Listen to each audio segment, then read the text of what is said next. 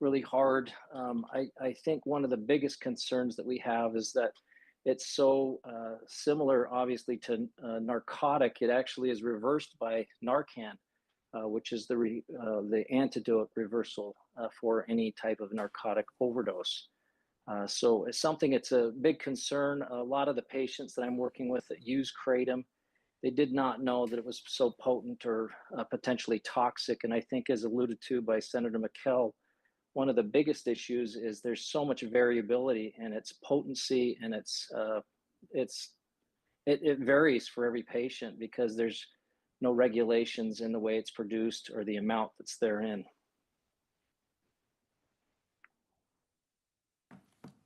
Does anybody have any questions? Maybe. Senator Weiler, do you have a question for a presenter? Yes, I did. I'm just wondering, on the kratom death that you referenced, were there any other substances in the deceased body, or is it just exclusively kratom, or is it kratom mixed with other things? Yeah, the medical examiner has told us that it was just kratom. Thank you. Maybe if I could have a follow-up question, Doctor. You know, I've heard a lot of times when we've done researching with the death, there's significant amount of 7-hydroxy in that particular product. Do you know if that particular product or other products that you've researched that related in death were high in 7-hydroxy? Yeah, I actually don't know the answer to that. I apologize. That's fine. Thank you. Okay, let's keep moving forward. Dr. Stillworthy, if you can stick around in case there's questions come back to you. Let's move to Dr. Michael Moss from the Utah Poison Control Center. If he's with us, I think he's with us. Was he? Oh, there we go. You're here.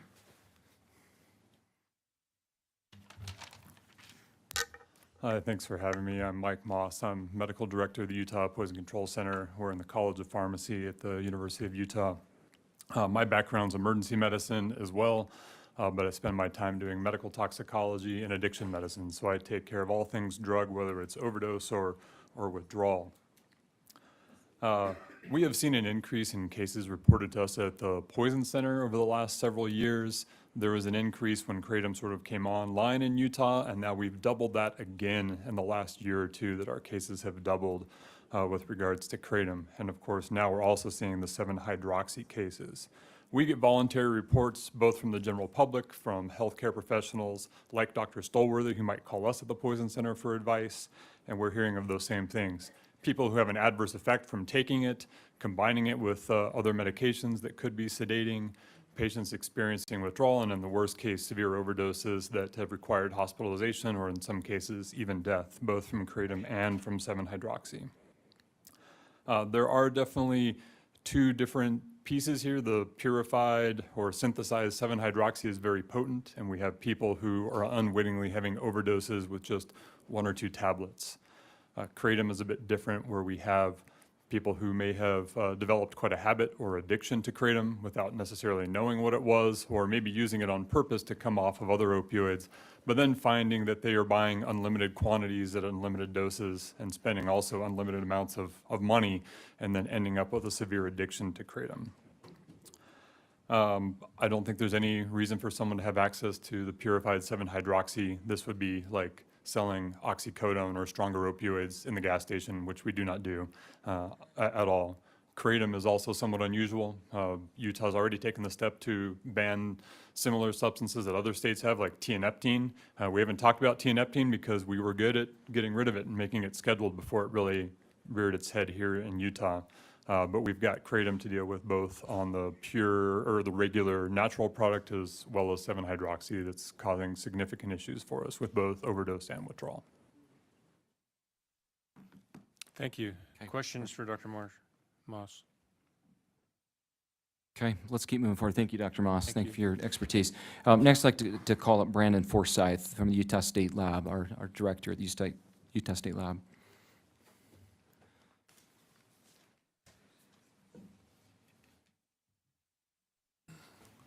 Hello, I'm Dr. Brandon Forsyth, the director of the State Lab for the Utah Department of Agriculture and Food. the division that regulates kratom in the state. Prior to working for the Department of Agriculture, I worked up at the University of Utah doing, in the Center for Human Toxicology, doing opioid research, specifically in opioid metabolism. And that'll come relevant here in a little bit. So proponents of this or proponents of kratom are making arguments that 7-OH is already regulated in the KCPA, as well as your synthetic kratom alkaloids, such as pseudoindoxyl and others. And they're correct, those are already regulated and are honestly not present in most of the products that are registered in the state. Well, any of the products that are registered, but even most of the products we find, those aren't present. But we're still seeing Utahns being addicted to and having opioid-like addictions to low 7-OH products. Research published in the ACS Central Science Journal has demonstrated that metragenine is converted to the highly addictive 7-OH by the liver enzyme 3A4. And so even if a person takes metragenine, their own body basically works as a factory to convert that metragenine into the more addictive and more potent 7-OH. And it'll go into their system and still cause that addiction and any other negative health outcomes associated with 7-OH. Beyond that addiction, kratom has been associated with liver damage. Your SIPs, your digestive enzymes in your liver, 3A4, 2D6, are responsible for breaking down metragenine and 7-hydroxymetragenine.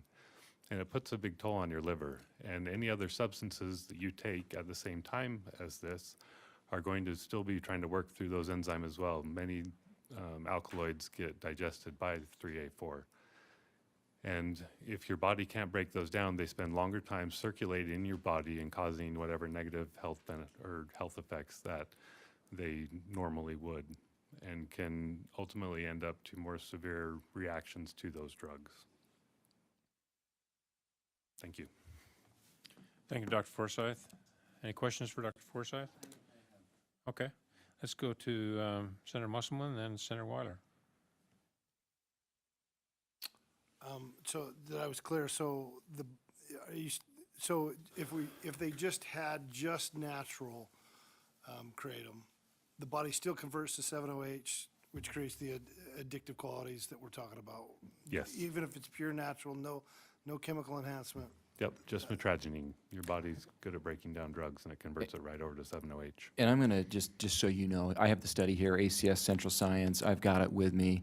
This comes from Columbia and New York University, and it's here. And that's one of the concerns we have. The more the products are sold in Utah, the more they're extracted, the more potent they are. Whether they have high levels of 7-OH at the beginning, your body converts it into 7-OH, and that's what the science says. The one more follow-up question really quick. I just want to talk about liver damage just for a quick second, because there's a lot of different products that are over the counter that cause ibuprofen. My wife, unbeknownst to her, liver damage from ibuprofen and quit using it, and it reversed itself. But oh my goodness, didn't think that would happen, right? So I'm not sure that motivates me as much, because there's other products. So, but I'm going to make that statement and allow you to respond to it if you don't mind, because you can understand there's a lot of products that do that. The problem is that we're seeing kratom in polysubstance use deaths. And so this is contributing significantly to outcomes of people who are taking kratom as well as other drugs. Opioids tend to harm people or kill people through respiratory problems. But this is a totally different way that it could be harming these individuals. Taking that kratom, having their liver unable to break down the other drugs in their system, and then resulting in their death.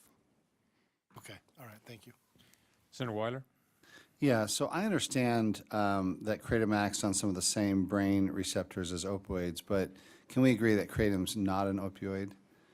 Kratom is a plant, so you extract the alkaloids from kratom, and you get metragenine and 7-hydroxymetragenine, as well as a few other kratom alkaloids. But kratom itself is just a plant. It's just like saying a poppy is not an opioid. It's not, but it makes it. Okay. If I can follow up, Mr. Chair. Please. The liver damage that you're describing that is different than the respiratory problems, have you ever seen that if it's solely kratom, or is it typically, like you indicated, kratom combined with other substances? So drug-drug interactions require you to have polysubstance, but there are journal articles that have demonstrated that kratom itself is damaging to the liver. Okay. And have you, in your personal experience, have you seen heavy metals that, like lead and nickel, that have been found in kratom products? We don't test all the kratom products that we get into the lab for heavy metals, so I haven't seen that, but we haven't checked. Okay. Have you had any instances of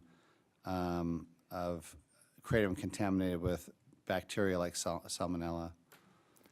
We've seen some higher counts, but never like a pathogenic salmonella strain that I know of. It's possible that one or two, but it's not a common thing. All right. Has your office recommended a ban on kratom? We support the ban on kratom. Okay. Thank you. Okay. Okay. Let's keep moving. Let's take Deidre Amaro, Dr. Deidre Amaro, and Megan Brokemeyer, and I'm going to move out of the way for them. Yeah, please come forward. They're here. If they're not here, let's just check.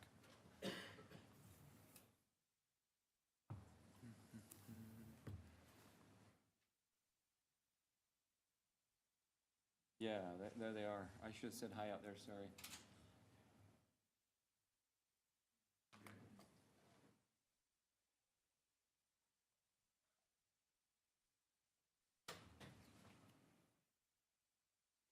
Thank you for coming in. Please identify yourself, and you were considered as part of the testimony, testifying or the presentation with Senator McKell. And so we just ask that you be as efficient as possible and give us your testimony as part of his presentation. So. Okay, well, good afternoon. Thank you for having us. I'm Dr. Deirdre Amaro. I'm the Chief Medical Examiner for the Office of Medical Examiner here in Utah. And I have with me Megan Brockmeyer, our Fatality Medical Examiner. So at the Medical Examiner's Office, we are literally seeing the terminal results of public health and safety problems on a daily basis. And when we talk about kratom-related deaths, we're talking specifically about drugs or overdose deaths associated with two components of kratom, the metragenine and the 7-hydroxymetragenine. And I'm going to turn it over to Megan now to talk us through the numbers we see. Thanks. Hi again, I'm Megan Brockmeyer. So we had not seen any overdoses that involved kratom prior to 2014. Since then, we have seen a steady increase in the number of deaths involving kratom, though that number is still relatively low. So it makes up between 4 and 6% of all fatal drug overdoses in our state. If I kind of move forward to the most recent 5 years that we have data, which would be from July 1st of 2020 through June 30th of 2025, there were 158 fatal overdoses in Utah that involved kratom. This includes accidental, which is the vast majority, 91%, were a result of an accident. 5%, the manner of death could not be determined, and then in 4%, they were intentionals or suicides. The main difference that we see between kratom-involved overdose deaths and overdoses from other substances is that people died on average 6 years younger. There is also a higher disparity among men, so males are much more likely to die by any type of overdose. This disparity is even wider when we look at deaths that involve kratom. We've seen kratom-involved overdoses in most areas of our state. Of course, the highest concentration is in Salt Lake County, and then we do see some higher rates, especially compared to overdoses involving other substances in areas like Utah County. The majority of kratom overdoses involve multiple substances. 94% of overdoses during this 5-year period had at least one other substance. On average, there were 4 substances involved in a kratom-involved death.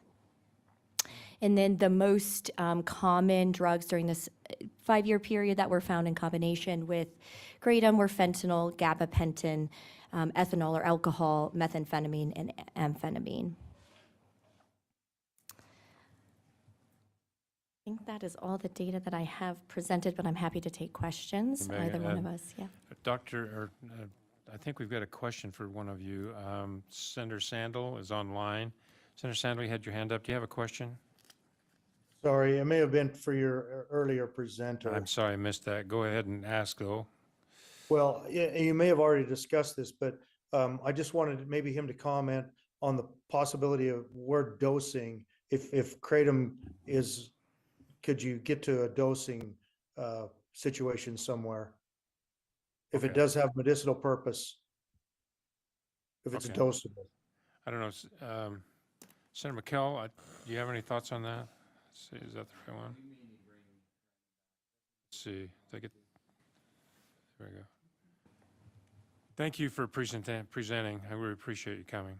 And there may be some questions for you in a second. Dr. Forsythe, did you catch that question? I did. So there is no dose recommended by the FDA or any other body that would recommend dosing for this. So there's not. Is it possible that you could get to a dose that's low enough that it would not cause liver damage or be less harmful to a person? Absolutely. You can always go to tiny amounts of anything. But if we have lots of this out there in the community, people can always just take more. This isn't something they're taking under the care of a physician typically. They have complete control over their own dosing. Okay. Thank you, So Mr. you Chair. want to stay there for a second. Senator Musselman, is your question for Megan? Yeah. Okay.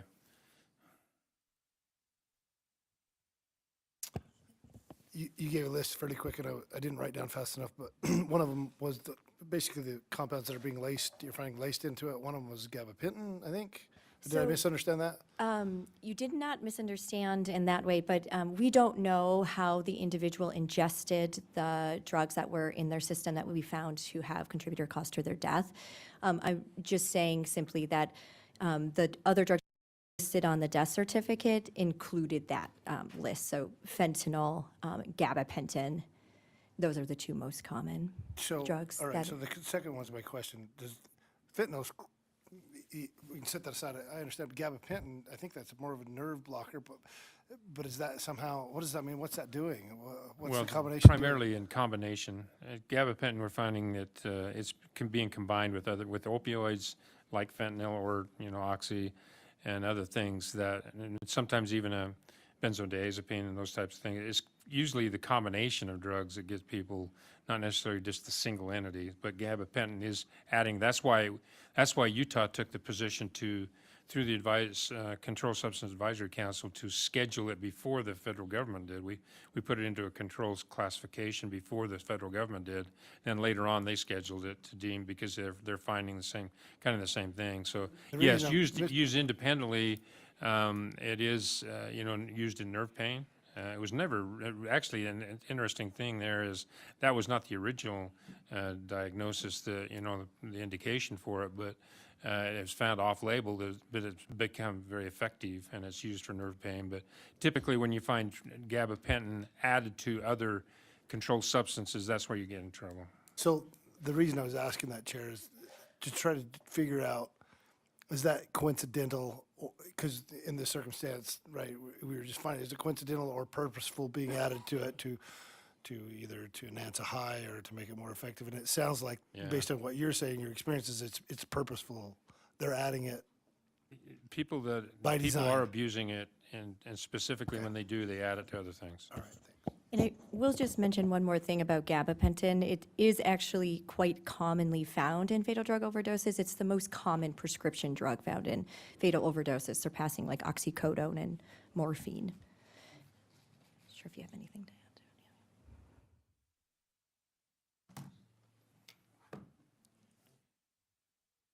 Any other questions? Seeing none, back to you, Senator McKell. Thanks for coming and for your expertise in what you do. Let me invite two more two more folks up, and then when we go to the public, again, there's a gentleman by the name of Dean Francis. I'd like him to talk. I'd like let's go to the Utah Medical Association, Michelle McComber, and then the Statewide Association of Prosecutors.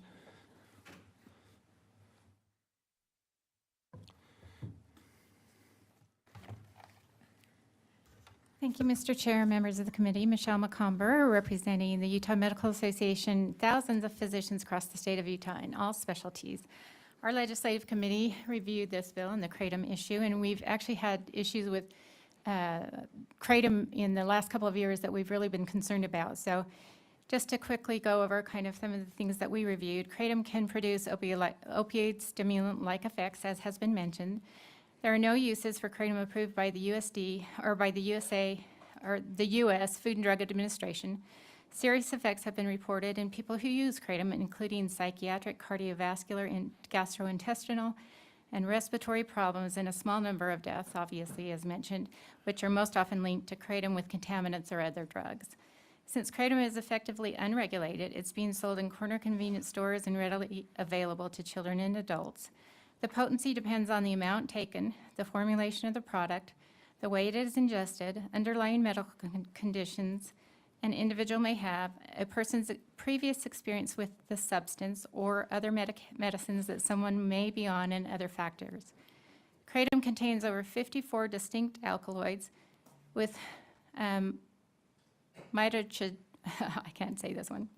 The two that were already mentioned, mitratazine being the most abundant. Other significant compounds include 7-hydroxy and many others that are responsible for the stimulant and sedative effects of Kratom. People who use Kratom report both stimulant-like effects and effects that are similar to opioids and sedatives. Kratom consumption can lead to addiction and all the attendant issues that go with addiction. In case reports, clinicians report seeing patients with a wide range of rare but serious adverse effects associated with Kratom exposure, including, again, mental and neurological symptoms, confusion, tremors, and seizures, heart and lung problems, high blood pressure and slow breathing, gastrointestinal problems, nausea and vomiting, and liver problems, as mentioned. Because Kratom is not very regulated, it has not gone through the FDA process, and is indicated to become the new opioid-like problem, and we all know where we are and have been fighting with opioids, the Utah Medical Association supports Senator McHale's bill that puts alkaloids found in or derived from Kratom as a Schedule I controlled substance. Thank you. Thank you.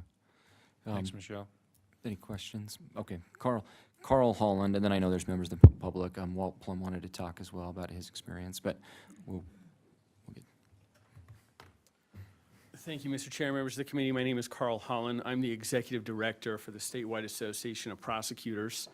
I'm not an expert in the science that all of the previous doctors have spoken to you on, but what the Statewide Association of Prosecutors did in looking at this bill and whether or not we'd support it is looked at the effect of Kratom in our criminal justice system here in Utah, as well as what other states are seeing.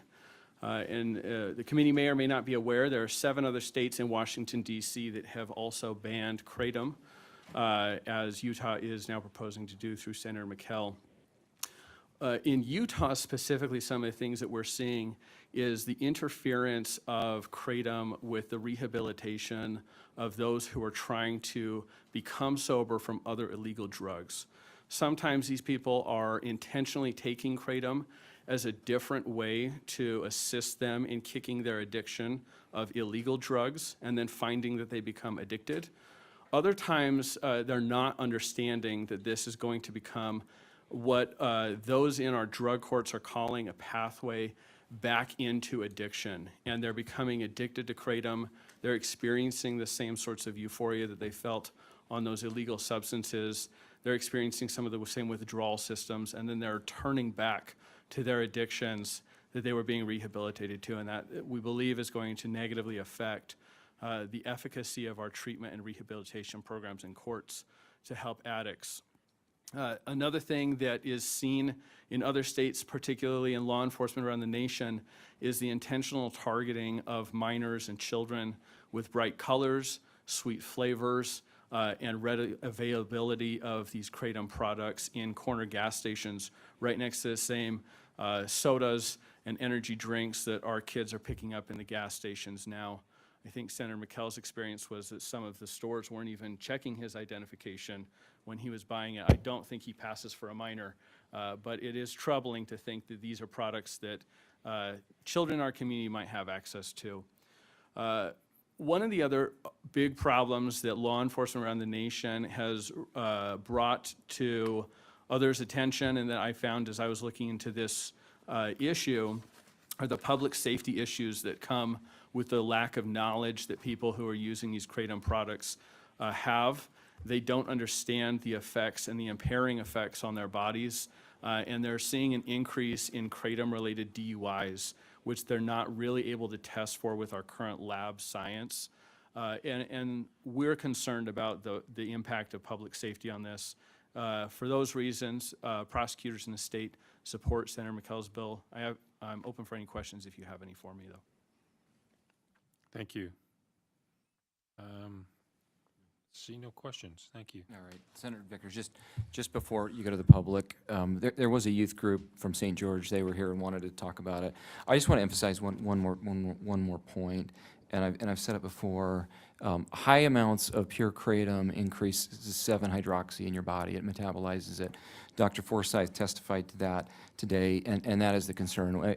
And the other problem, using pure kratom, you can make 7-hydroxy. A simple YouTube search will teach you how to do that.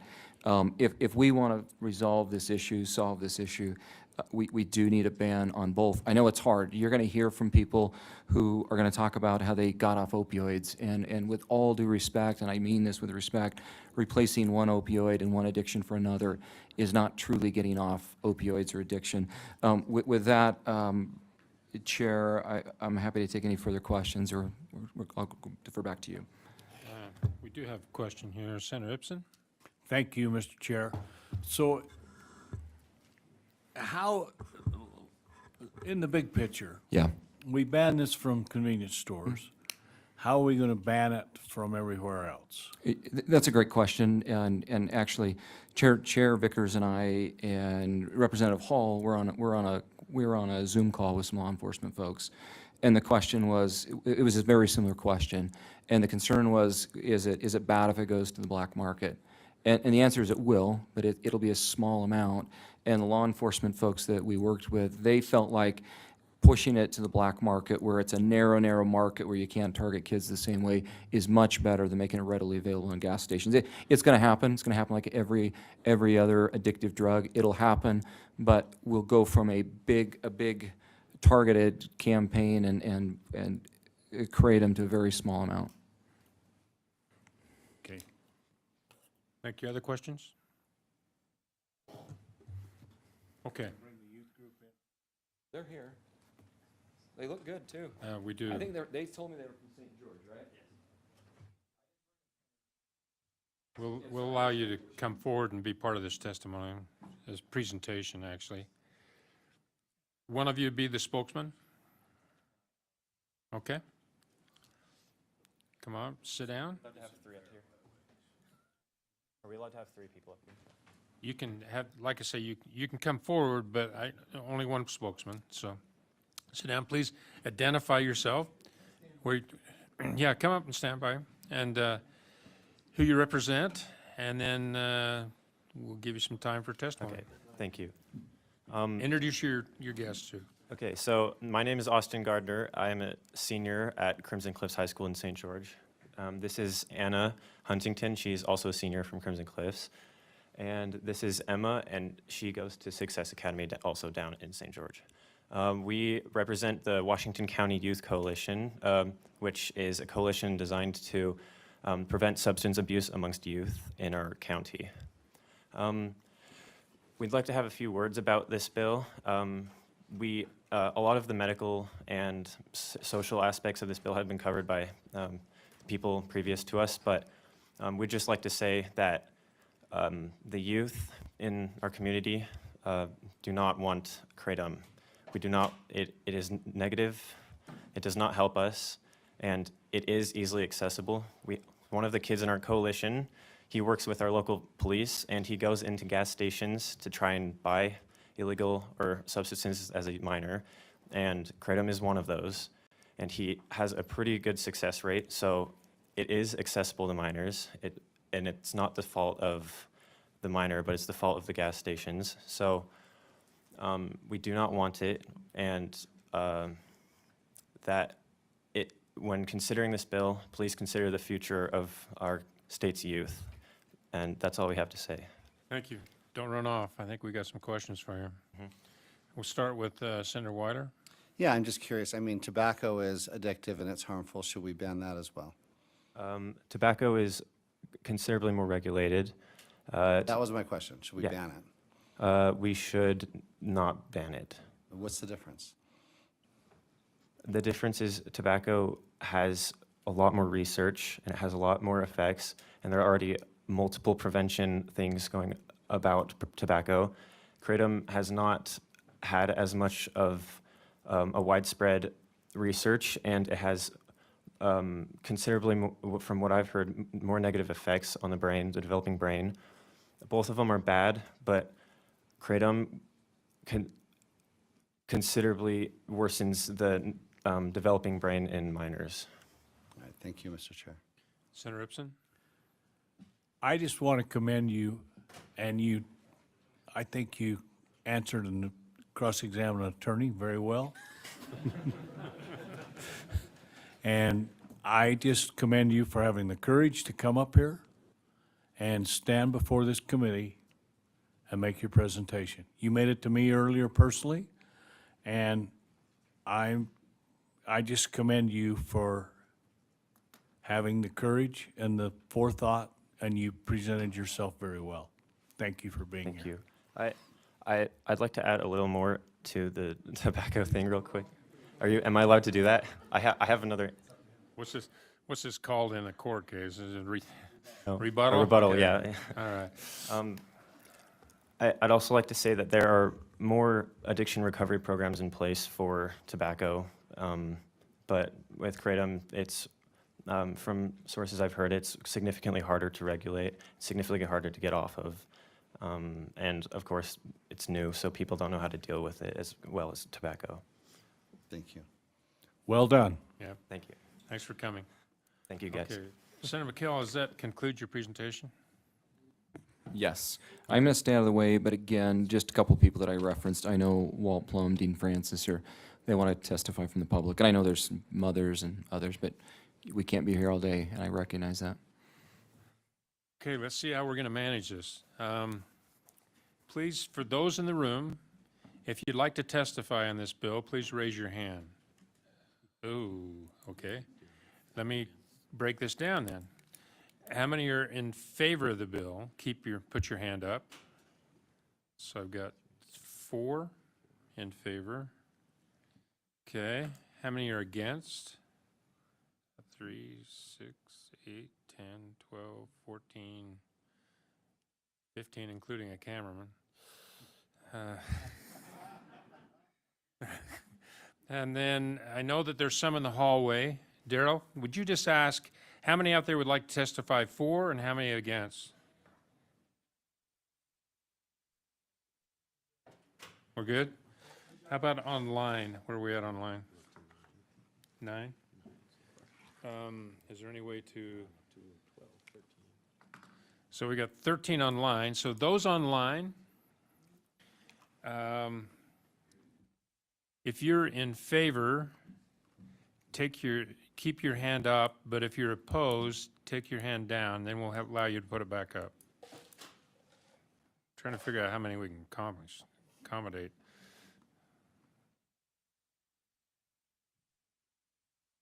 Ten for.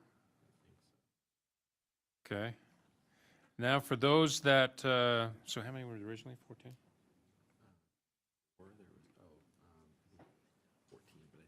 Okay.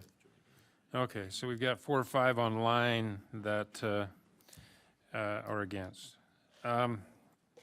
Okay. We really do want to accommodate as many people as possible. And I recognize this is going to be difficult. The only way we can do it is we can allow you to come forward and take a minute. So I'd like to, let me just throw the audience. Would you rather have everybody possible come up for 1 minute? And then, we typically say, please don't duplicate. Please, if somebody's already said what you're going to say, don't say. but I know this is a sensitive topic. There's not going to be time for a lot of personal stories. I mean, or we can cut it down and cut the number of participants down and give you more time. What would you rather me do? So I'm hearing cut it down.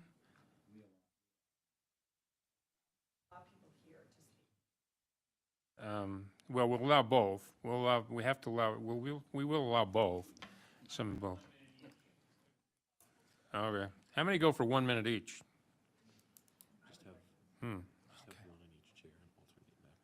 Yeah.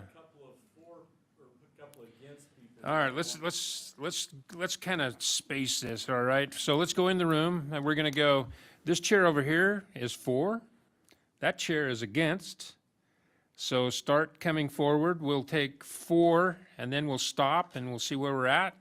And if there's others that want to add testimony that hasn't already been heard, we can do that. When you come up, there's a couple of things. 4 here, against here. So if you're against, go over here, and 4 over here. If, a couple of things. When you sit down, you'll need to identify yourself, if you represent anyone, and also tell us where you live. And then you don't have to do it when you sit down, but as you leave, please sign the register there, okay? So 4 and against. Please come forward and let's get going. Yeah. Let's see, we gotta, hang on a sec.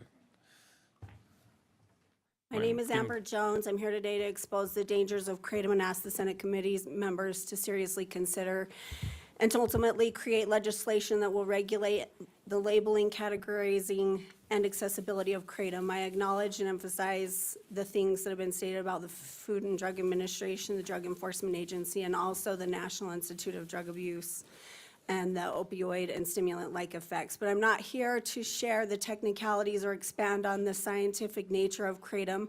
Rather, I am here to share the personal devastating effects kratom has on families, more specifically my family. 3 years ago, I didn't even know this substance existed. I had felt a change in the mood and tone of our home. There were the normal family struggles, but there was also this new and delicate balance of anger and fear. The first pains were felt by my young son and his mental health fragmented.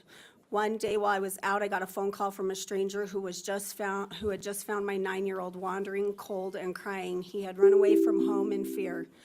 A short time later, on an equally difficult day, he tried to jump from our moving car while on the freeway. What eventually came to the forefront. I apologize, but that's that's the unfortunate nature of only having 1 minute. We are going to do, and one as a suggestion from one of our committee members, is there, let me ask you this, are any in the audience here either a physician or a scientist that is speaking against the bill? Okay. All right. So we thank you for testifying. Make sure that you sign in, and we'll go to the person for against, then if you'll just vacate and let the next person for sit down. Mr. Chairman, members of the committee, my name is Matt Salmon. I previously served as an Arizona state senator and as a member of the United States Congress for 10 years from Arizona. Incidentally, I was born here in Salt Lake City, and my master's degree is from Brigham Young University. I am now the chairman of the American Kratom Association. There is so much information, Mr. Chairman, I'd like to present. I'm not sure I can do it in 1 minute. There's a lot of things that have been said, and I'd like to... I'll give you a little latitude because it sounds like you probably qualify as an expert witness, so... Thank you. I'll give you, but please be efficient. Well, the AKA has worked with, American Kratom Association has worked with legislatures across the country to promote responsible legislation through Kratom Consumer Protection Acts, which Utah was the very first state to pass. These laws establish age limits, product labeling requirements, manufacturing standards, and alcohol restrictions designed to protect consumers while preserving access to lawful products. My testimony today is focused on ensuring that policy decisions before this committee are grounded in accurate science, current federal policy, and clear regulatory distinctions. Let me briefly address 3 key issues that are central to this discussion. First, there's been confusion surrounding the FDA's human dose finding study on natural kratom leaf products. That study concluded that kratom was well tolerated at all dose levels.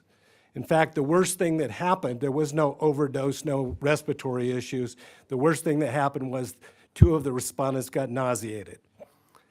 It's important for the record to be clear, this study was funded entirely by the U.S. Food and Drug Administration, not by industry. The results are therefore independent and should be evaluated on their scientific merits.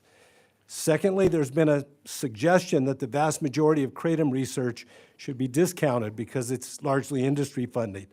That claim is not accurate. There are hundreds of peer-reviewed published kratom research articles that have been supported by more than $100 million in federal grants from the National Institute of Drug Abuse, NIDA. This research base represents one of the most robust federally funded scientific records for any product currently under discussion. Industry-funded kratom research can be counted on one hand. Relatedly, public references have been made to independent institutional research on kratom that, upon review, does not exist. While respected medical institutions have summarized or cited some now outdated FDA materials, they've not conducted independent kratom research themselves, including the Mayo Clinic. This distinction matters when evaluating claims of scientific consensus.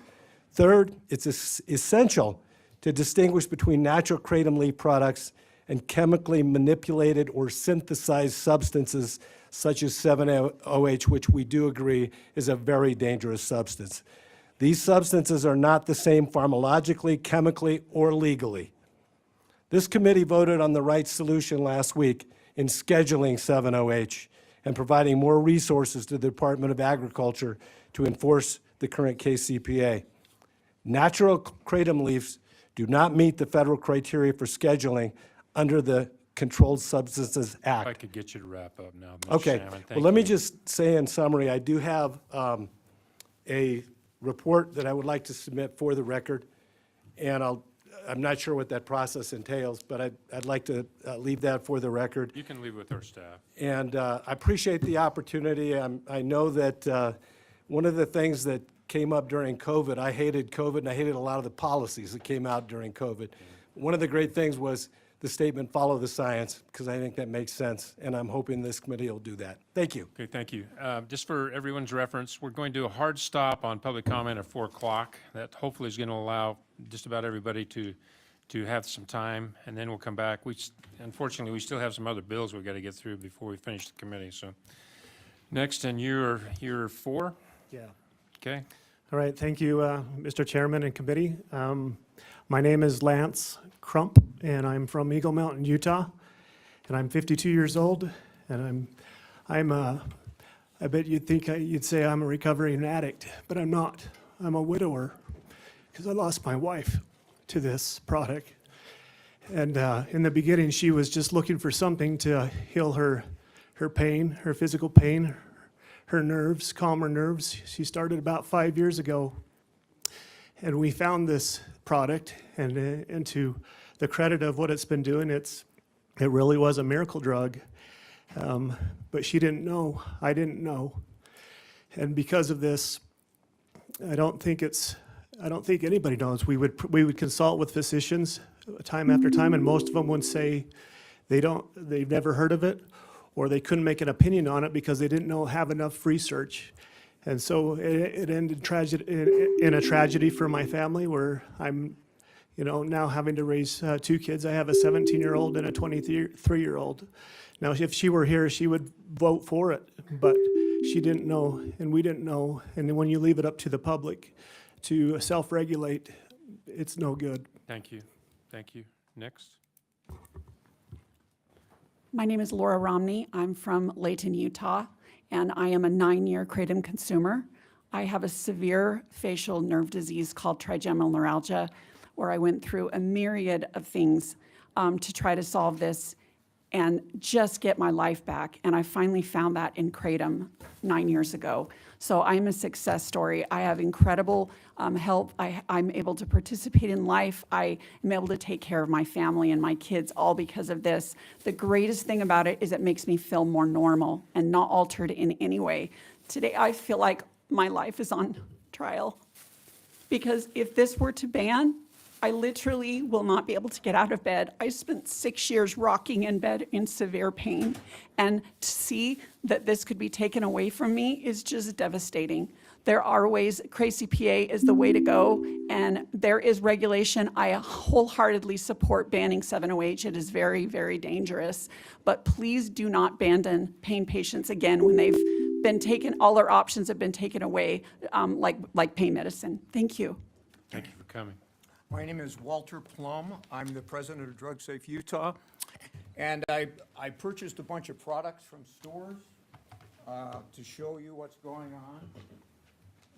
This particular product, the Kratom Company, what it advertises on the back: energy, relief, focus, mood, and quality. This particular product, I guess this isn't Hey, kid. Walt, put that microphone up a little bit. I don't know if they're going to be catching you on. Yeah. I'm going to sit down as soon as I put this down. This is what's sold. This is for kid approval, kid attraction. I'd like to just say briefly, my own daughter had cardiovascular problems. She ended up having a stroke. She was on regular Kratom, not 7-OH. And I'm here usually to speak on, and I'm here today to speak on the teen perspective. Developing brains of adolescents are more susceptible to addiction. Let's not have this in our state. Thank you for coming. Next. Hi, my name is Michael White. I was hit by a car in 2013 and developed a complex chronic bone infection, which I currently am still going through treatment 12 years later. I've been taking leaf Kratom for about 10 years now as a supplement to my pain control regimen, and in addition to other things like vitamin C and zinc. And I firmly believe that Kratom does not fit the classification for Schedule I substance. It's just the science shows that there are risks to it, but it is simply not dangerous enough to be Schedule I. It's possible it could fit into Schedule 2 through 5 somewhere. That's complicated by the fact that it is an herbal supplement, of course. But I just wanted to speak out that criminalizing hurts businesses and citizens. We currently have a functional Kratom Consumer Protection Act. I believe that should be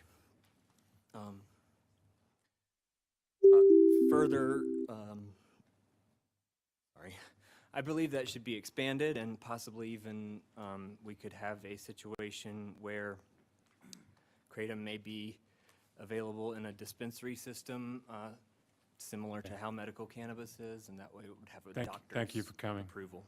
Yeah. Thank Next.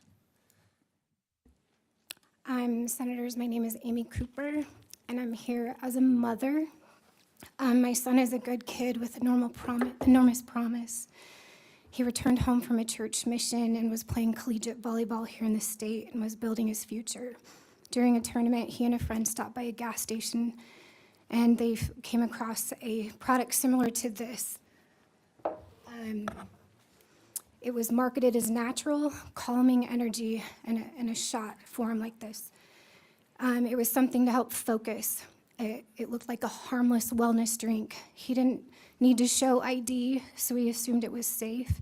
And he recognized that it had kava, but he didn't know what Kratom was. It was labeled herbal and sold next to energy drinks, and it seemed like no big deal, especially here in Utah. That single purchase turned into dependence, which turned into addiction. Over time, the substance changed how he thought and functioned. He lost his job, dropped out of school, and moved out of state. Thankfully, he's one of the lucky ones who's now 35 days clean, working with professionals to get his life back. But I lost my son for a year. It's not a harmless substance. It's a mind-altering, addictive substance being sold only openly in gas stations without age restrictions. Thank you. Next. Thank you for the opportunity to speak. My name is Matt, and I'm a Utah resident. I'm here today because Kratom has been essential to my health and stability. I'm concerned about the unintended consequences of Senate Bill 45. I want to be upfront that I am a recovering addict. Earlier in my life, I was addicted to benzodiazepines, cocaine, and Oxycontin. I got clean in 2009, and protecting that recovery is of the utmost importance to me. In 2013, so 3.5 years later, I began experiencing severe anxiety and panic attacks to the point where I was debilitated. I couldn't go to work. And I had a physician recommend that I go on benzodiazepines, and given my history, I knew that that was not a safe option for me. So while looking for alternatives, I found natural kratom leaf. It gave me the ability to function in life again. And I don't say this casually. It quite literally saved my life. I was considering going back to the temptation to go back to all the street drugs was so powerful when you can't even function as an adult without having a panic attack. So for 13 years, I've used Kratom responsibly. My dose has remained the exact same. I don't escalate. I think that's probably why I don't have any of the major side effects that people report, and I live a productive, law-abiding life. So I want to be clear, I support Senate Bill 48 that bans 7-ohydroxymetrogenine. And my concern with Senate Bill 45 is that it fails to clearly distinguish between those synthetic products. And I looked it up because I was not aware that metrogenine metabolizes into 7-OH in the body. And according to ChatGPT, 0.01% I need you to of finish up. metrogenine does. Thank you for Thank you. coming. Yeah. Next. Gail Rosica with Utah Eagle Forum. I'm not an expert. I've done a lot of studying on this. I've listened to the experts today. I find it astounding that you've got all the doctors and, the association here and all the people that we've heard from today, from the poison control, as all the things that I read about, I studied about, things we began to hear from people. And I can tell you that as I've spoken out about this in many places, I hear more and more from people. It's not good. Why would we even allow it to continue to be sold and risk somebody's life, addiction? It's unbelievable to me that it isn't banned. And I hope that you will vote for this bill, and I hope you will ban this. And I just want to quickly say, in listening to Mr. Plum's story, he didn't get to finish, but his daughter was only on something as innocent as drinking tea, and she had a major stroke, and it's completely changed her life, all because this stuff was so easy to acquire. Thank you for coming. Let's see. Looks like we've still got some that are against. Any additional in the room that were for? Okay, we'll take you. Looks like there's 3 of you. Okay, 4? 4 total. Okay, and that's it. So let's go ahead and utilize both seats, and please be efficient. You got 1 minute. No, we're not taking any additional. Sorry, I saw a couple of people stand up. We're taking these 4 in the room. Then we're going to go online. Thank you. I appreciate you coming, though, and I apologize that we. Okay, let's go ahead. Hi, my name is Stephanie Van Dyke. I come here today as a mom. I come here today as a recovering opiate addict. I was addicted to pain pills for 15 years. Pain pills, opiates completely. You might want to pull that microphone right up to you. There you go. Opiates completely and entirely ruined my life. I was able to destroy my life over and over and over again in 15 years just because of opiates. I did find recovery 11 years ago. In my first year of recovery was really, really hard. I had multiple relapses, struggled and struggled. I ended up finding Kratom, and I have been clean and sober since then. It doesn't make me high. It doesn't make me want to go out and get more. Most importantly, it doesn't make me feel like I want to go out and rob a pharmacy to get more. I just want to stick with some facts here and just say In 2024, 7 million people died from tobacco. 3 million people died from alcohol. And in 2024, only 300 people died from Kratom. I'm saying, and I feel, that it has saved my life and it has saved so many other lives. To straight out ban plain leaf powder would be a death sentence in my life. Thank you. Thank you. Next. Make sure Hi. you sign the form if you didn't already. Hi, my name is Corey. I was an alcoholic for 8 years until I found Kratom. Within the first dose, completely took away my desire to drink, and I haven't had a single drink, with one exception, in the last 9 years that I've been taking Kratom every single day. It literally saved my life. I have 2 nieces that are emotionally dependent on me to be there because their father is currently handicapped by alcohol, and if this is taken away from me, I fear that I might fall back into that same trap. I want you all to think about what the alternatives are. If you take away the leaf, I don't care about the processed stuff, do whatever you want, but if you take away the pure leaf that God gave us that can literally dry in the sun and that you can consume, you will be forcing people to go buy stuff on the street from illegal drug dealers. That is the truth. And people are in pain, they're going to do whatever they can to get away from that pain.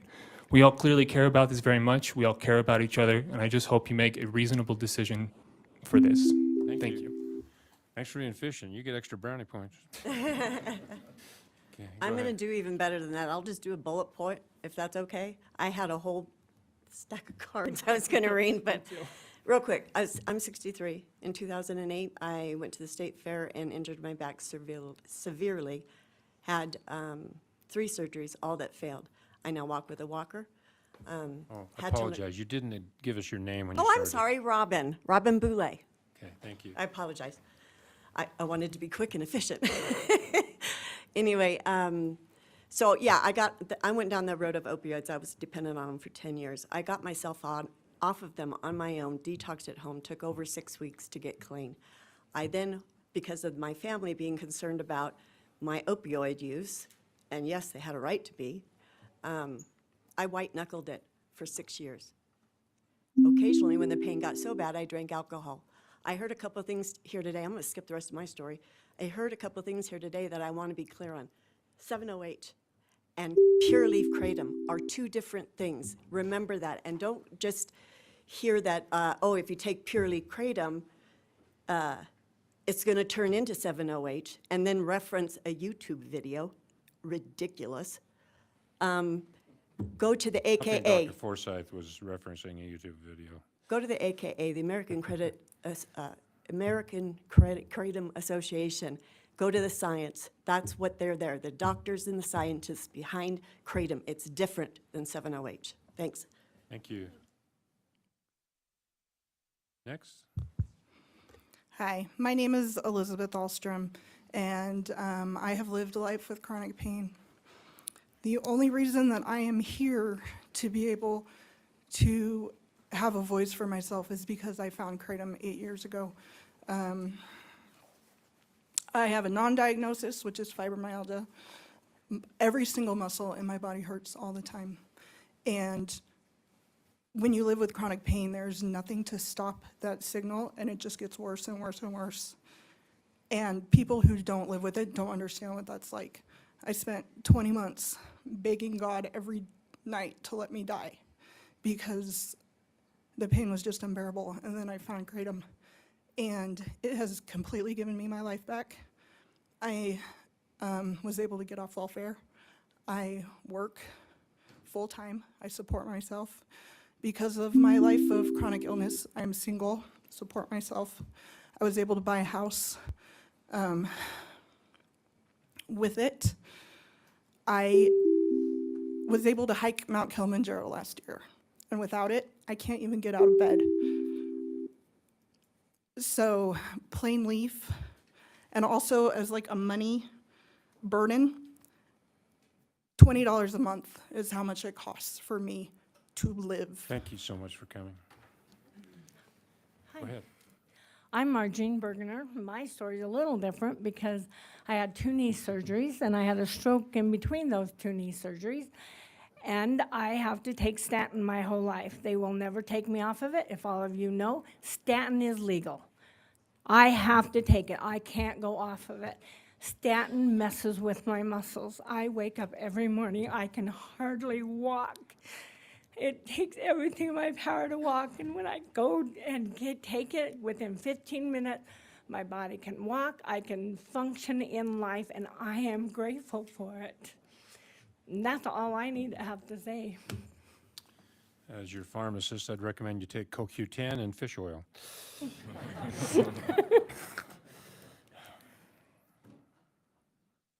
Go ahead. Yeah, I can begin here. My name is Chad Potts. I am from Salt Lake City, Utah.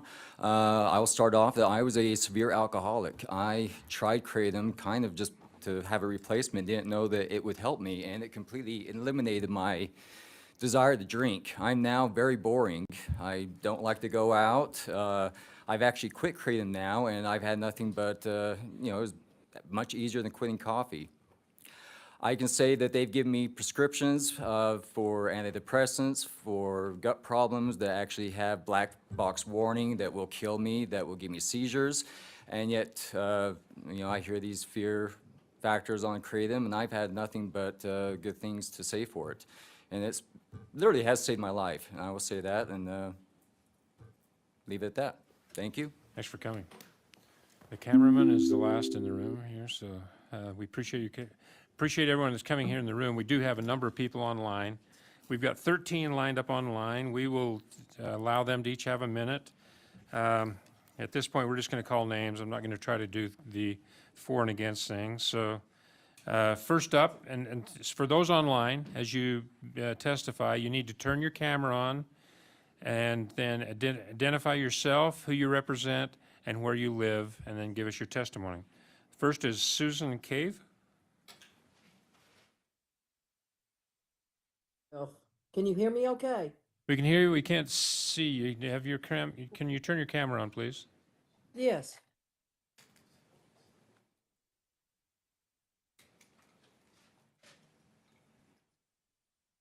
There we go. Can you see me? Yep. Go ahead. The time is yours. Can you see me now? Yes, Susan, go ahead. Susan, can you hear us? Yes, sir. I can hear you, but can you hear me? Yes, we can. Go ahead. Yes, The time sir. is, you've got a minute. Go. Yes, sir. Thank you. Thank you for allowing me to speak. My name is Susan Cave, and I'm from Florida.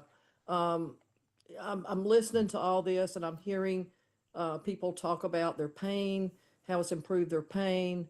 They're no longer having to, look at street drugs. But I can tell you that my son, 32 years old, died a little less than 2 years ago from raw leaf kratom. And my life has been totally changed. I completely support Senator McHale's bill. I want you to think about some things as you're trying to make this hard decision about kratom. You need to know that bad actors are going to always enter this market if it's regulated and left on the shelves with age restrictions and label restrictions. There are always going to be bad actors to look into a market and exploit a product, and that's exactly what will happen with kratom if you leave it regulated. Right now on social media, you can find links and websites with people giving step-by-step instructions on how to make 7-OH from raw kratom. No regulation, no matter how strongly written, cannot stop the industry's manipulation of alkaloids. Thank you, cannot stop Susan. I overdoses, and apologize, but cannot- we're going to have to move on. Thank you for Well, testifying. can I ask one more question? How do you think people can be responsible kratom consumers if so little is known about how to safely consume kratom? There's no legal dose established, how it interacts with other drugs a person may be taking, what the long-term Susan, consequences thank are you. of I chronic use, and apologize. how- We've got to move on. Thank you for hearing me. The next up is Dan Gibbs. Hello, can you hear me? Yes, go ahead. Thank you for allowing me to speak. My name is Dan Gibbs. On December 6, 2023, my 25-year-old son. Where do you live Austin at? passed away. Where do you live at? I'm an Ohio resident. Wow. Austin did not die from fentanyl, heroin, or prescription opioids. He died from kratom toxicity. This is the official finding of the Montgomery County, Ohio coroner.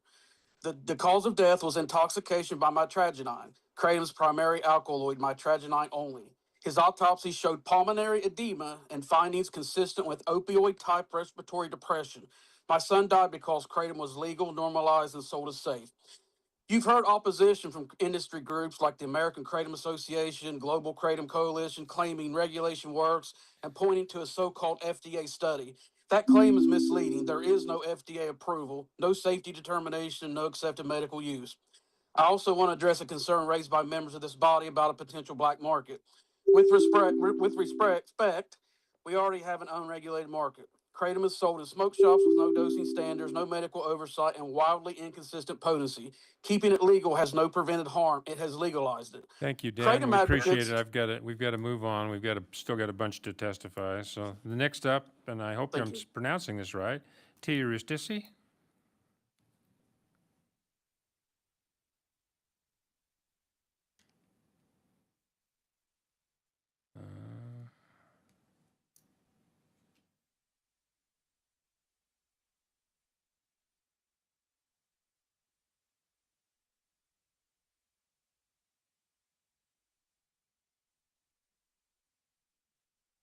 Tia, are you there?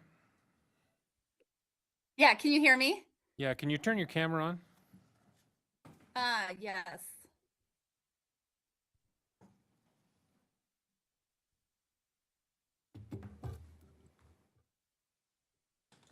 Okay, can you hear me now? Still hear you. We can hear you, but we still can't see you. Oh, there we go. Okay, yeah, Tia, just give us your name, if you represent anyone, and where you live. My name is Tia. I'm from Boise, Idaho, and I'm here to support the Senate Bill 45. My perspective comes from a loss no parent should ever experience. My daughter, Kylie, died March 1st of 2025 of my dry overdose. She was only 23. Because she was so young, they had to do an investigation. After autopsy and a tox screen was performed, my dry overdose was determined to be the factor of death. Kratom took my daughter's life. She trusted the word natural. Kylie used natural Kratom powder. She believed it was safe to use because this is how the industry markets it. She was not using extracts or 7-OH. The leaf itself killed her. My drygenine and 7-OH both bind to the same opioid receptors as morphine. The idea that natural powder is harmless, while only certain extracts are dangerous, is not supported by what is happening in real families. Both forms are taking lives. The industry is already developing new derivatives like MGM 15 and 16. A full ban is the only approach to close loopholes and keep opioid acting substances out of your community. I know bans are not an easy decision, but I also know what it feels like to stand in my daughter's empty room and wonder how something sold as natural killed her. I'm asking you to support this ban so no other family has to learn through the loss of a loved one. Thank you for your time. Thank you. Okay, next is Amanda Rayner. Hi, can you hear me? Yes. Hi, my name is Amanda Rayner. I live in Nashua, New Hampshire. I'm calling in because calling to let you know I was on pain medication at the early age of 9. I live with 10 out of 20 of the most painful conditions to live with, trigeminal neuralgia being one of those. That's also known as the suicide disease. I was basically told by my doctor, there's nothing more we can do with you. They've exhausted all options because pharmaceuticals just are not working for me. And that does happen. Almost 9 years ago, I found Kratom. I've been able to get out of bed. I've been able to get my life back. I was able to attend my son's graduation, which I would not have been able to do. Simple things, being able to get out of bed after living as a disabled woman for the majority of my life has not been fun. So I'm asking you to please follow the science. Do not ban any of all of these alkaloids. Putting a ban on it stops all studies on it, and that does no good for anybody. We need regulation, and that is key. People need to be accountable for anything and everything they do. Alcohol is legal, cigarettes are legal. Kratom needs to be kept legal. Thank you for your time. Thank you. Next up is Jordan Richard. Hello.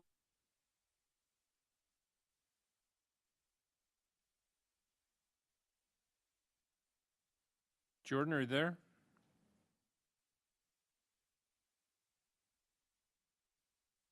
Jordan?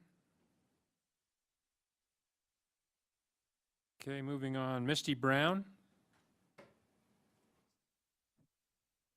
Hi, can you guys hear me okay? Can you turn your camera on? It shows it's on my end. Oh, there we go. Yeah, I'm sorry. I was looking at the wrong screen. Go ahead, Misty, go ahead. You've got a minute. My name is Misty Brown, and I represent myself. I am from Colorado. I would like to say that I would like to disclose some conflicts of interest going on here, including Senator McKell, who is trying to represent a client from Kratom, and some anti-Kratom people that are on this call also are involved in lawsuits. Here's my testimony. From 2008 to 2019, I was prescribed FDA-approved pain pills, benzos, and muscle relaxers for degenerative disc disease. Over 11 years, that began as pain management slowly turned into dependency and addiction. In April of 2019, I was dismissed from pain management after failing a required pill count. I was 11 pills short. Cut off from prescriptions, I turned to the streets in desperation and briefly fell into cocaine use while searching for another doctor. In June of 2019, during cocaine withdrawal, I watched the documentary A Leaf of Faith. The very next day, I began using regulated whole leaf kratom, not synthetic 7-OH. I purchased it legally, and it was secured in a locked case, and I was carded. Kratom quieted the cravings that had controlled my life for over a decade. It gave me stability, clarity, and the ability to address the root causes of my Misty, addiction. thank you. We've got to move on, so thank you for testifying. Thank Next up you. is Dylan Smith.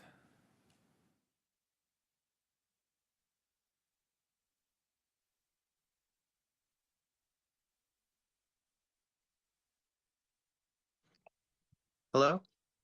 Can you guys see me? Yes, go ahead. Time is yours. Okay. All right, awesome. Sorry, just give me 1 second. Okay. Good evening. My name is Dylan. I'm a father, a chronic illness sufferer, and an advocate for natural health. Where do you live, Before Dylan? what'd you say? Where do you I live in Kingston, New Hampshire. Okay. Before discovering whole leaf kratom, I lived with severe physical and psychiatric disabilities. In 2018, I was diagnosed with neuroborreliosis, an infection from the bacteria that causes Lyme disease that affects the brain and nervous system. For over a decade, I suffered chronic pain, fatigue, anxiety, depression, insomnia, and digestive distress. I was hospitalized for over a month, placed on disability, and unable to work for many years. I'm also in long-term recovery from alcohol and prescription.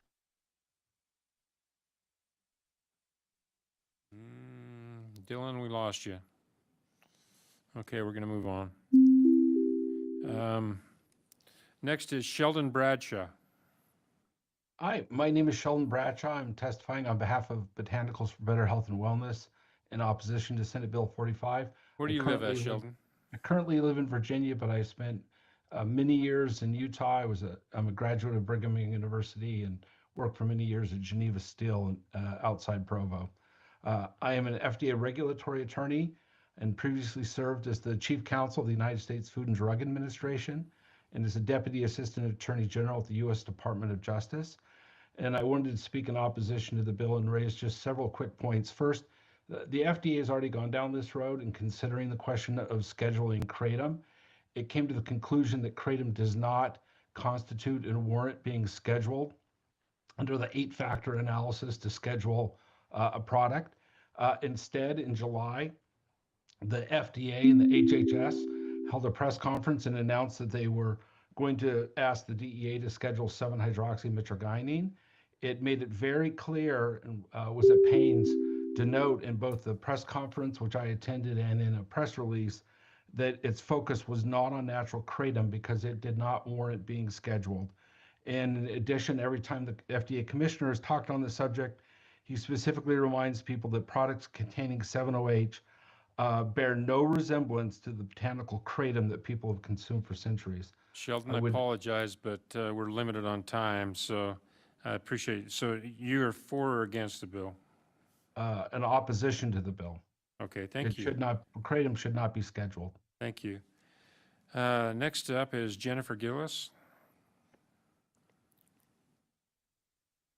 Hi, yes, my name is Jennifer Gillis. I'm from Tennessee. 20 years ago, I was diagnosed with transverse myelitis and became a lifelong chronic pain patient. After losing access to prescription medications through no fault of my own, I spent years struggling to manage chronic pain until I discovered whole leaf kratom powder. It truly gave me my life back. My story is not unique, and kratom has been a lifeline for so many people like me who just want to live a meaningful life. It provides pain relief without the mental impairment associated with traditional opioids. Comparing kratom to opioids ignores both the science and the real experiences of responsible consumers. Please don't take away a tool that gives people like me a chance to live a better life. Regulate, age restrict, and most importantly, enforce it. Thank you. Okay, next up is Heidi Sikora. Hello, Chair and members of the committee. Thank you for the opportunity to speak. My name is Dr. Heidi Sikora, a doctor of nursing practice with decades of clinical and leadership experience. I volunteer as the Where do chief you live, scientific. Dr. Sikora? I actually work for the International Plant and Herbal Alliance based in Salt Lake City. Okay. I volunteer as their chief scientific officer. And I actually live in Illinois and Wisconsin. Thank you. Mhm. I have no financial ties to Kratom. My goal is simply to support informed, practical public health decisions. Safety concerns are understandable, but the risk, as already mentioned, is adulterated and unregulated synthetic products. There are hundreds of peer-reviewed studies that now describe Kratom's chemistry, pharmacology, and public health impacts. Natural Kratom leaf does not activate the biological pathway responsible for dangerous opioid-type respiratory depression. This is life-saving for millions, I should say thousands of people that use it as a harm reduction tool. National surveys show that most adults who use natural Kratom leaf do so for chronic pain, and the majority do not have any history of addiction. At the same time, many adults in recovery also live with chronic pain. Thank you, Dr. And when that Sikora. pain is not Thank you, Dr. adequately Sikora. We're limited on time, so we have to move on. Thank you, though, for I would like participating. to point out that that the proponents of this bill had their scientific experts, and yet the proponents or the opposition of the bill had no scientific experts that were able to testify. Thank you.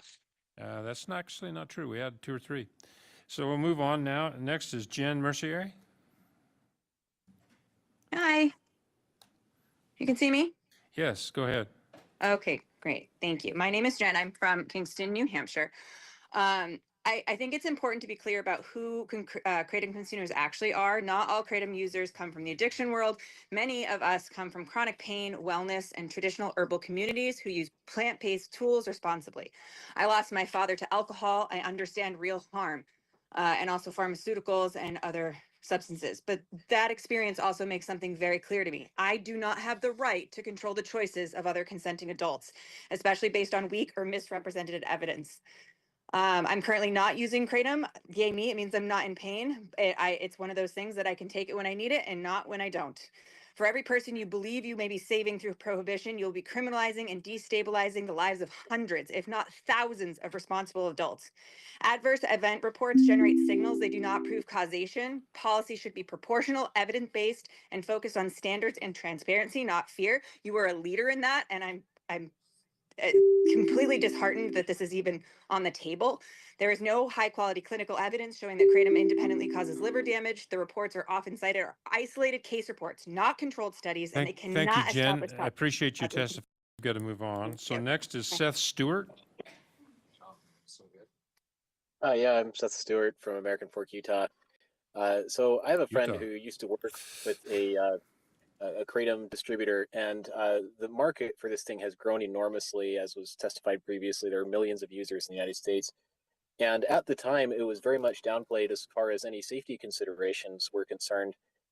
His boss would say it was totally harmless when he knew that there had already been a fatality among his own immediate contacts there. And the number has grown very significantly since then. This is something that does need to be studied more. I'm having deja vu from Proposition 2 and the marijuana regulation here in the state of Utah, which was originally proposed as a medicinal, but ultimately had all these backdoors for recreational use. I am firmly in the camp of the recreational use at a minimum should be barred, because that's introducing problems where there were none. Thank you. Thank you very much. Okay, the last one testifying on public comment will be Holly Truville.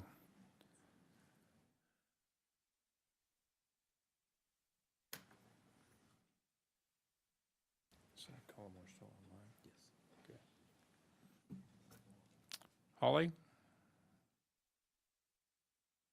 Going once?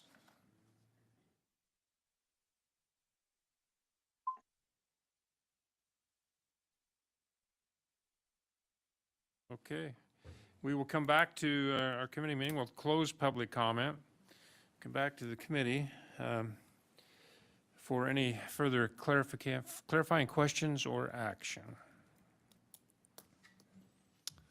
Senator Weiler. Thank you, Mr. Chair. I'm just asking, wondering if the good senator from Utah County could tell us why Rhode Island banned Kratom and then came back and unbanned it a few years later. I can't speak to Rhode Island, but there are 7 other states that authorized it, then banned it, like Louisiana just in the last year. Okay, but don't you think Rhode Island discovered some problems with the ban? I have no idea, honestly, what they did in Rhode Island. That's not curious to you? Because looked. it's really fascinating to me. I honestly have not looked.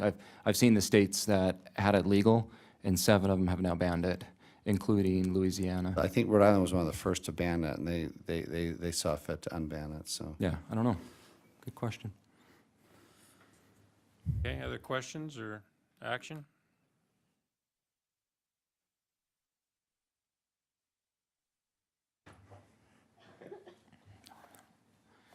Senator Musselman?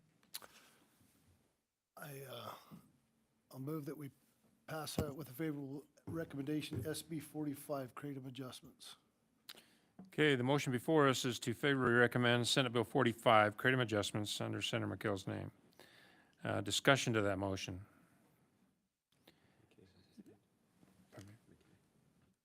Oh, Senator McKay is online. Senator McKay, discussion to the motion.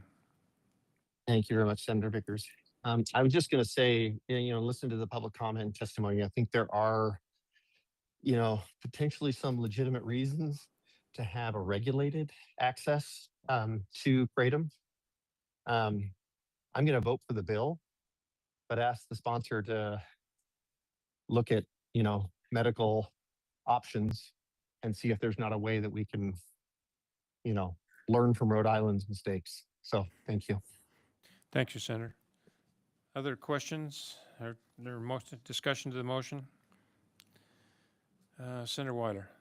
Yeah, I probably won't surprise anybody. I'm not going to vote against the bill. I have some serious concerns about selling Kratom in gas stations, but there are so many substances that are helping some people that we've regulated and we have it banned. I don't know why we would single out this one to ban, especially after we just legalized cannabis recently. It's my understanding that Rhode Island brought it back because people were buying Kratom on the black market, and they found it was a bigger problem to ban it than it was. It was a bigger problem by banning it, and it created more chaos than by making it not banned but regulating it. I think what we need is more regulation and less ban, so I'll be voting no. Okay, coming back, any further discussion to the motion? Anything online? Okay, Senator McKell? Thank you. And I'm going to be brief. There was one comment that stood out to me. A lot of the opposition described a drug when they described why they were taking it, and they described a drug. But one of the comments actually stood out to me. It was the ChatGPT comment about how that metrageny converts to 7-OH in 0.01%.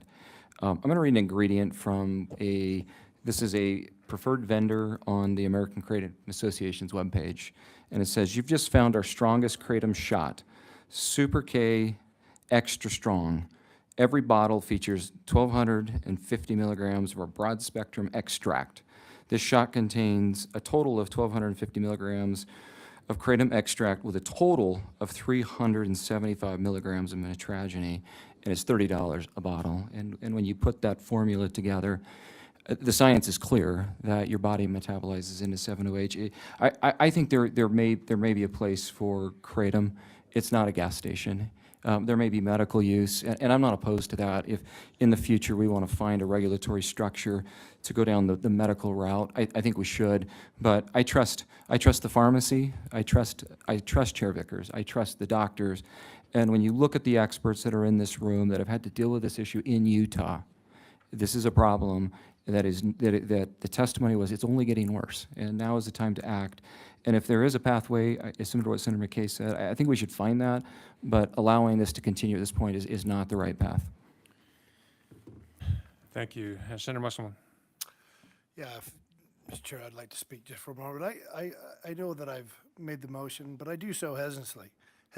I was one of the ones that was an open and vocal supporter of bringing Kratom to Utah and making it legal to sell over the counter.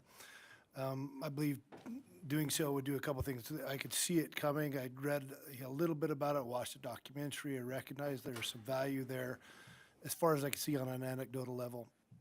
And I was also concerned about a black market, establishing. I'm concerned about a black market establishing after the ban as well.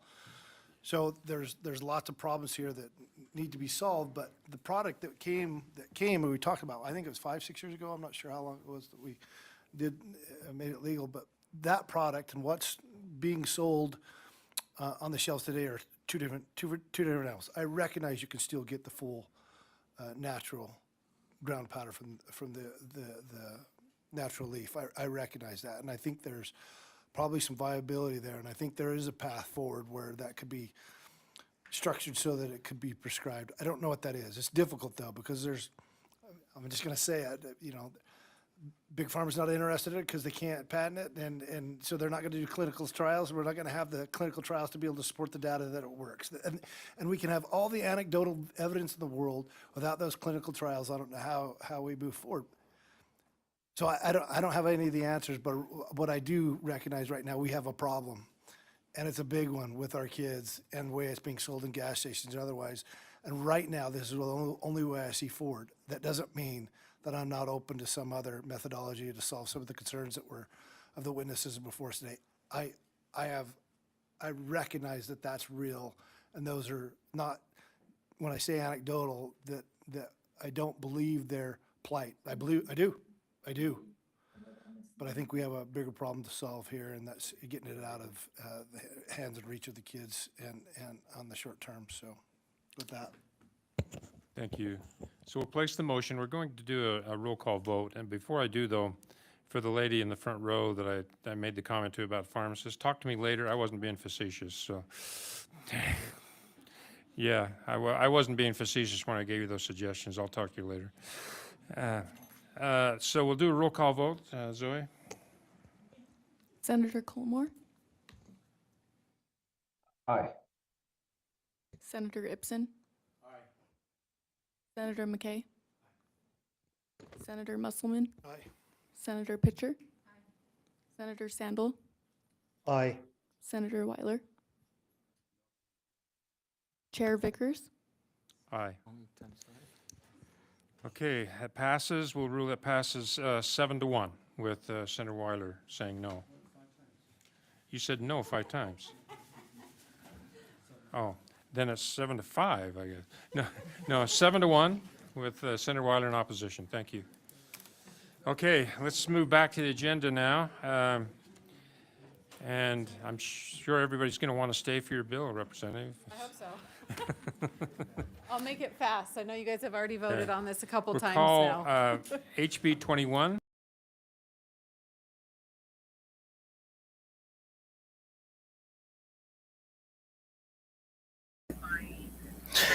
Okay, well, we kind of figured that.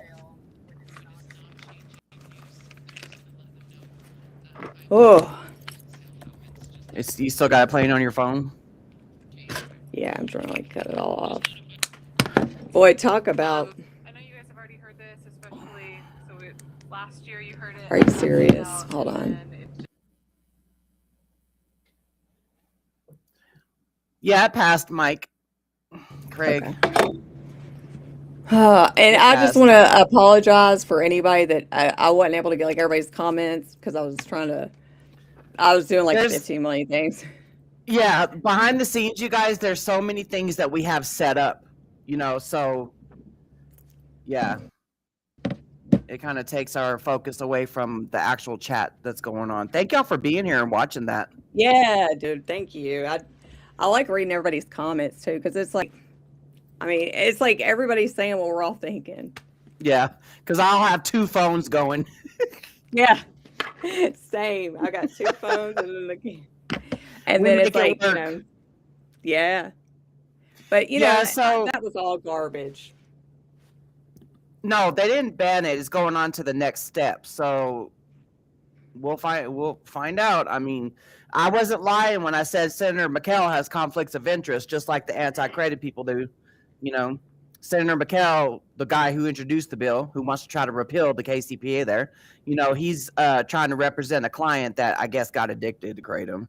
But I think that client, if it's the person that I'm thinking of, he runs that recovery center there. So yeah, so it's going to go on to the next steps, and I don't know, honestly, I just don't know. I don't know. What we were told is that senators don't like to turn down fellow senators' bills, you know, because they're like in a bro code. I don't know. Ridiculous.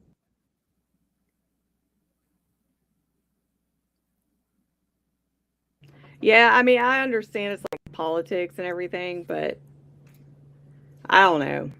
Like, I feel like I never paid attention to politics before Kratom legislation. I can't stand politics, you know? That's why I don't get political. That's why I don't post political shit. But other than Kratom. And, you know, there's a common theme with all, like I said, there's like legislation bro codes. Yeah, it was a lot of pro. The pros outweighed the con testimonies, that's for sure. And if these senators don't go home tonight thinking, you know, what are we even doing? Then something wrong. Something wrong. You did freaking amazing, Jen. thank you. That man, I was like, wow. Well, yeah, you too, Jen. But Jen Mercier. Is Jen ever in here? Hey, Jen, Yeah. you did do good. Dude, 1 minute's hard. 1 minute I wasn't even done. You know, I was trying to talk as fast as I could, and I was tripping up my words. But, you know, I wanted to disclose their conflicts of interest since they did not.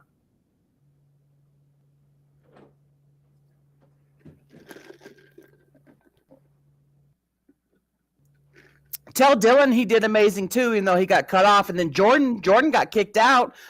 Christopher got kicked out too. So, and then the other advocate, you know, they didn't raise her or put her up as a panelist thing. Yeah, I told her I've done that before. You know, it's nothing to be, you know, but I don't know. That whole thing was just awful. I knew it was going to be awful, but it was awful. McHale acts like he's such a, just Superstar. smart, smug superstar. He's got all his ducks in a row, and he's just an idiot. Well, he's a lawyer by trade. So, yeah. All these lawyers are linking up, you know, so y'all need to get on your advocacy boots. I don't know how many times I have to keep saying that. And then we got more hearings to attend tonight, so. Oh, QR code at the top. If y'all screenshot that, it'll take you to the Help Utah thing. Well, I guess that doesn't really. Well, I mean, you know what? If you're watching this and you're in Utah, sign up. Still send That's it. the American Still, yeah. Yeah, still send your Tell your testimonies. story. Can one of y'all click? Can they hold down on the QR code? Wait, it's over there. Like, what is that? So you said screenshot or hold down? You'd have to screenshot it, I think. Let me try it. I would think, you know, because it's not like a. All right, hopefully this doesn't. No, okay, it doesn't have my sound. Yeah, you'd have to screenshot it, and then Okay, yeah. you know. Oh, Yeah, Lucy, you late, dude. girl. It was the Utah trying to repeal the KCPA there, so that's the hearing that we watched and testified at. They're trying to repeal it. They're trying to take it away, trying to snatch it away. Because that dude, I cannot believe Senator McHale says he wants it to be black market. I cannot Yeah. believe that.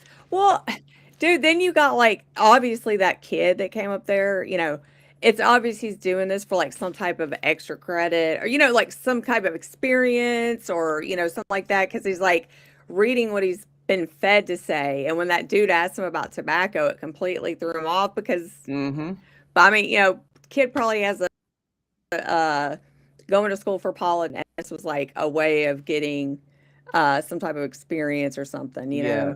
I mean, No, the stuff, Jen, no, we're not going to talk about, we don't discuss our next meetings live because we know our ops love to watch us. Hey, haters, hey. Good Lord. Amy, that's Every why day. we be telling you guys to email Laura. The Laura that testified, that was there in Utah. That's the Yes. Laura that we want y'all to send your emails so that you could get the info on when and where to message. I mean, to testify. The They bill didn't went through. ban it. It won't go in today. Yeah, but it did go through to the next committee or The whatever. next committee, the next step, whichever. I don't know. Every state's different. And then that dude talking about like the whole liver thing, that one dude with it's like he was have anything to back it up type of thing. You know Yeah. what I mean? Like I don't know how to describe what I'm saying, but it's like you could tell he didn't have anything to back, and he was just saying. There was a lot of holes in that. There was a lot of holes, and then the whole there in KCPAs. The only time that happened was Louisiana. When they. Well, Louisiana wasn't even KCPA'd. Klein Peter Oh, I thought initially they put did. no, Klein Peter initially just put age restrictions on it and stuff like that. It wasn't a KCPA that went through. But Gotcha. then our opposition group fed Senator Jay Morris a lot, spoon-fed, Yeah. silver spoon-fed Jay Morris. And now Jay Morris is hooked up with McHale. So I'm trying to think of like everything that was said. My whole thing is like they're like, well, affecting recovery places, and I just like my whole thing is like there's a lot of things available all over the place that are not good for you. You know what I mean?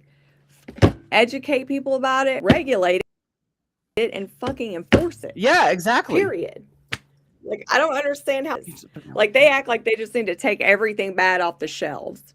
And then the one dude talking about being under the care of a physician because, people would take too much. And it's like people could take too much of their fucking medicine all the time that they're prescribed by the physician. Like people like you can't get rid of people's free will at the end of the day. So y'all can try and ban whatever you want, but you cannot. And the whole youth thing, that's garbage because. Nobody talks about the teenagers being addicted to Red Bulls and Monster Energy drinks, and freaking Snickers and powdered donuts and freaking they're hot getting Cheetos. cigarettes. They're getting cigarettes and alcohol, just like they are everything else. If somebody wants to get something, they're going to get it, especially when you're young. You're going to figure out a fucking way. I can't stand that. I can't stand that. Yeah, that was. Laura did freaking Great. amazing. She did. Yeah. Everybody had did me. amazing. She I had me- cried. Yeah. But I mean, you can't fake passion like you say all the time. You can't fake passion. To hear people's testimonies versus the other side, I mean, there's a big difference. I don't know. I can't stand it. I can't stand it. Okay. All right. So all right, let's get up off here, take a break, and then we gotta Yeah. reconvene in 45 minutes. All right. Well, thanks everybody for coming. Yes. See y'all. Thank you for hanging out. Thank you for seeing what exactly happens. Like I said, email Laura at plantsandherbals.org. Email your name, city, and state to her so that we can put you on the master list to send out you want to get involved testifying like we do, like what we're fixing to do, go behind the scenes. Yeah, but send her an email. I'm telling you, this year is going to be a crucial one. It really is. It's going to be the fight of our lives. We need every consumer needs to at least get involved somehow, some way. Yeah. Everybody does. Anyway, all right. Well, thanks everybody for watching, and we'll see y'all next time. Bye, everybody.